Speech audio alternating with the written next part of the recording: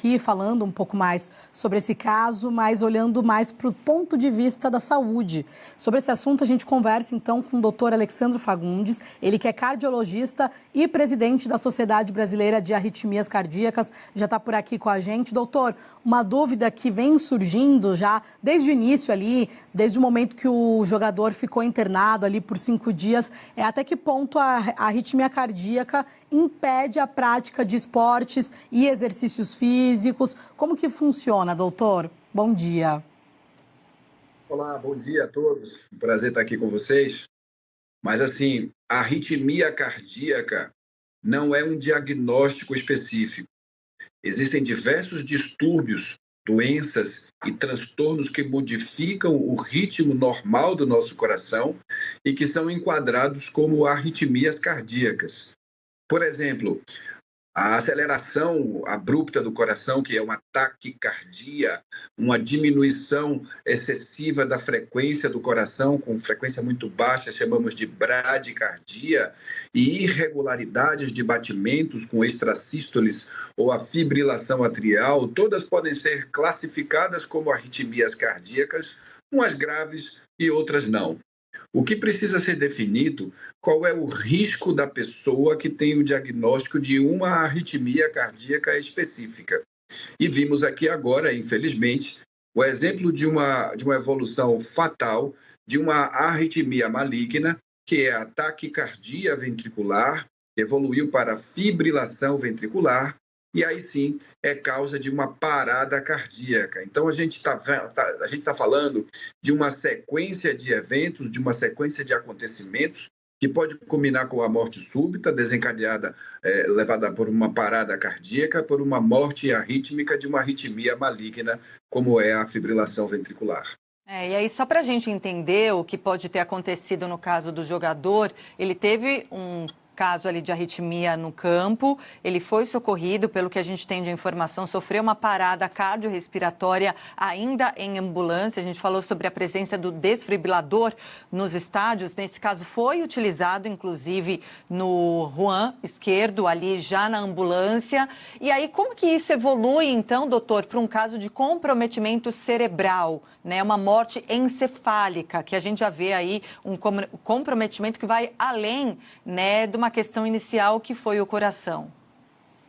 Essa pergunta, ela é muito importante e precisa ser respondida no contexto de tempo. Tempo é vida nesse momento, porque enquanto estamos diante de uma parada cardíaca, e eu queria lembrar que o rapaz já está em parada cardíaca quando ele cai no campo, a gente observa movimentos respiratórios desorganizados, abalos musculares, ele está inconsciente, ele não está respondendo. A orientação é considerar, até prova em contrário, que ali a gente está diante de uma parada cardíaca. A parada cardíaca é a ausência de pulso efetivo, a ausência de circulação que permita o cérebro receber nutrientes, oxigênio e glicose através da circulação, que são cruciais para a manutenção da vida.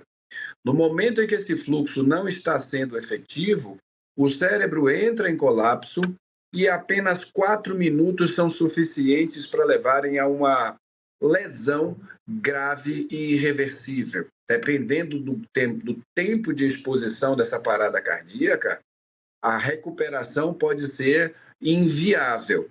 Então, enquanto se acolhe a vítima de uma parada cardíaca, é preciso iniciar imediatamente as manobras de ressuscitação cardiopulmonar com compressão torácica externa, num fluxo suficiente de 80 a 100 compressões em cima do tórax da vítima, e que o choque apropriado, feito por um desfibrilador externo, automático, como vocês já falaram, está disponível nos gramados, está disponível nos estádios.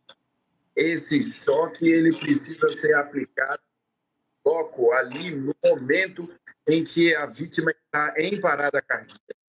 Não adianta ter um desfibrilador e aguardar 10, 15 minutos para aplicar o choque durante um momento de um colapso como esse. Vocês lembraram aí o exemplo que aconteceu com o jogador Serginho, há uns 20 anos atrás, mas existem exemplos bem-sucedidos, como aconteceu com o Eriksen, jogador da Dinamarca, que teve um colapso semelhante no jogo da UEFA há 4 anos atrás, e que todo mundo testemunhou ao vivo manobras efetivas e bem-sucedidas de ressuscitação.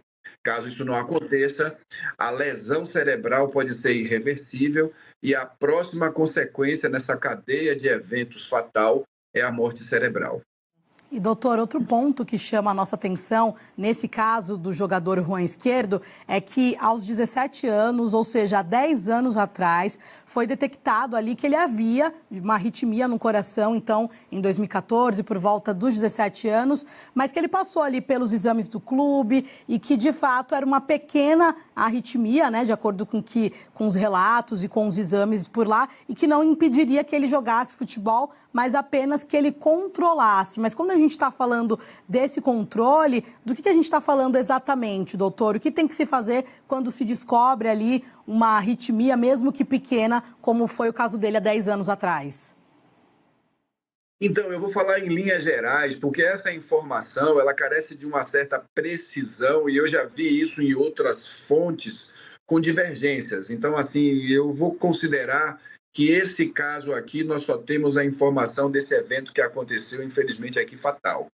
Mas é possível, sim, existirem arritmias leves, benignas, que sejam compatíveis com a prática de atividade física competitiva e de alto impacto, como é o caso do futebol, e que não necessariamente coloque a vítima em risco.